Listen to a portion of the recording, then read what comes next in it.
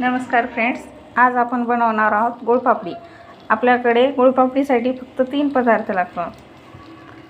हा आहे गूळ, आपण थोडासा बारीक वाटून घेतलेला आहे दगडाने। हे शेंगदाणे भाजून साल काढून घेतलेले आहेत आणि हे डाळवा आणि हे थोडंसं तेल। 3 स्टार आपण गॅस चालू केलेला आहे। त्याच्यावर एक पातेलं ठेवलेलं आहे, त्याच्यात तेल टाकू थोडंसं।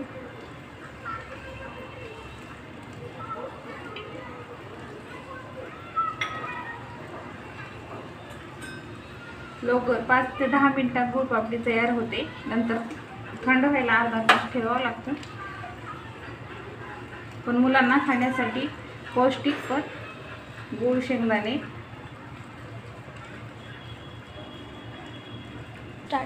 चला, तेल गरम झालेलं आहे, आपण याच्यात गूळ टाकून घेऊ।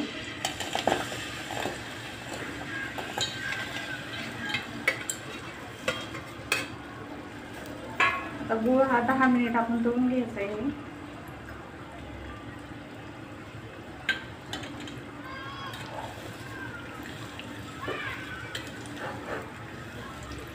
जेव्हा घरात काही नसेल खायला वेगळं मुलांसाठी, तर आपण हे बनवून देऊ शकतो। एक तर त्यांना वेगळं काहीतरी वाटेल आणि परत पौष्टिक पण असेल।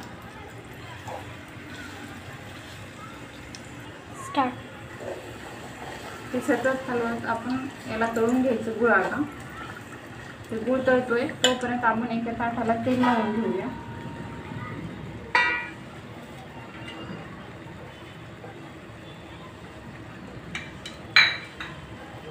असं छान तेल लावून घेतलं ना, खाली गुळपापडी ताटाला चिकटणार नाही।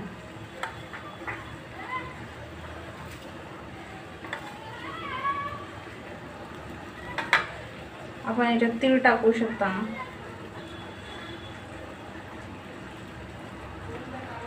चला तर हे ठेवू असंच आपण। परत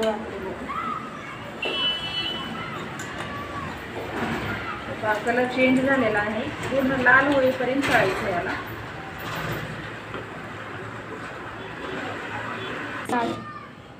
हे बघा, कलर छान चेंज झालाय गुळाचा आणि वास पण खूप छान येतो। आता गूळ तळलेला वास लगेच कळतो आपल्याला, तेव्हा समजायचं की आता हे चिक्की करण्यासाठी तयार आहे। आपण याच्यात थोडेसे डाळवा, थोडे शेंगदाणे घालू, थोडेसे ठेवून नंतर वरती टाकायला मिक्स करून घेऊ।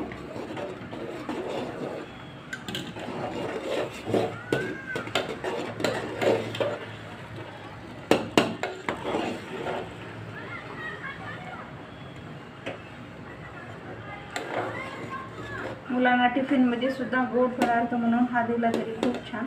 पहिल्या दिवशी करून ठेवायचा, दुसऱ्या दिवशी दिला की उलट मुलांना पौष्टिक पण खायला पण आवडेल।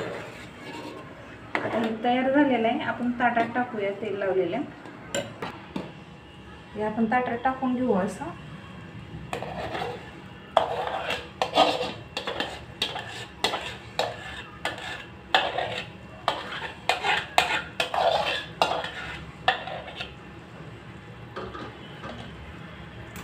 असं पसरवून घ्यायचं ताटात आपण।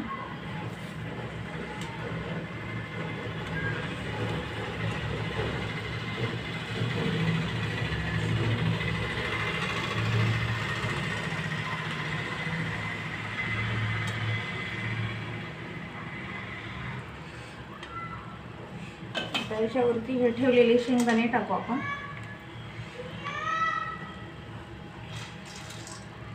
हा डाळवा पण टाकू।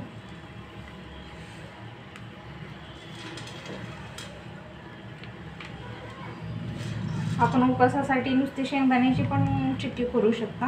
डाळवा टाकायचं नाही त्याच्यात, फक्त शेंगदाणे टाकायचं। उपवासाला पण चालेल ते। कुठं बाहेर चाललं तरी उपवासाला आपलं पर्समध्ये कॅरी बॅगमध्ये बांधून टाकलं तरी पण चालेल।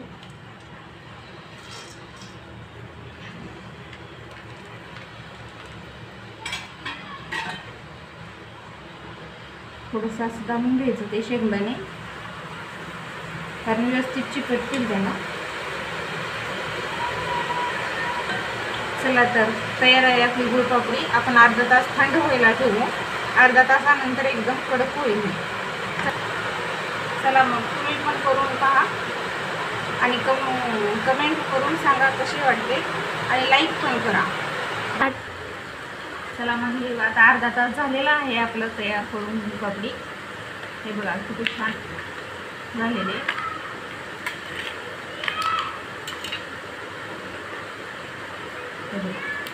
किती कडक झालेले. आवाज पण कळेल तुम्हाला केल्यानंतर. हे पण